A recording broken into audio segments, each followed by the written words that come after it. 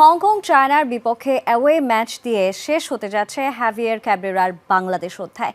সমর্থকদের পর এই স্প্যানিয়ার্ডের বাজে কোচিংয়ের সমালোচনা করেছেন অধিনায়ক জামাল ভুঁইয়া। বাফুফের সভাপতি তাবিত আউয়ালের অপেক্ষাও 14 অক্টোবর ম্যাচ পর্যন্ত। অবশ্য এর আগেই যমুনা টিভিতে ইঙ্গিত দিয়েছিলেন ক্যাব্রেরার বিদায় ঘণ্টার বিষয়টি। নেক্সট ম্যাচটা হলো কিন্তু মাস্ট উইন ম্যাচ, তো নেক্সট ম্যাচের পরে একটা ডিসিশন নিতেই হবে। গেল 17 এপ্রিল বাফুফের সভাপতি যমুনা টিভিকে নিশ্চিত করেছিলেন হংকং ম্যাচের পারফরমেন্স দেখে নির্ধারণ করবেন কোচ হ্যাভিয়ার ক্যাব্রেরার ভবিষ্যৎ।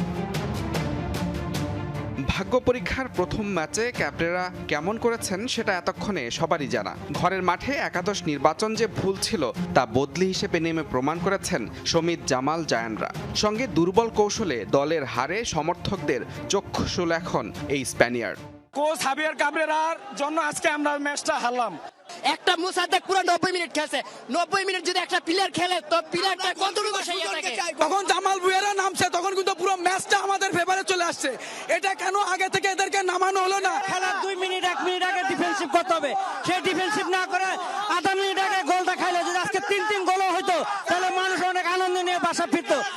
হংকং যাওয়ার আগে কোচকে সরাসরি কাঠগড়ায় দাঁড় করালেন অধিনায়ক জামাল ভুঁইয়া। তার দাবি, ক্যাব্রেরার ভুলের খেসারত গুনছে দল। আমি যখন না খেলি এটা তো ভুল, এটা আমি বলবো।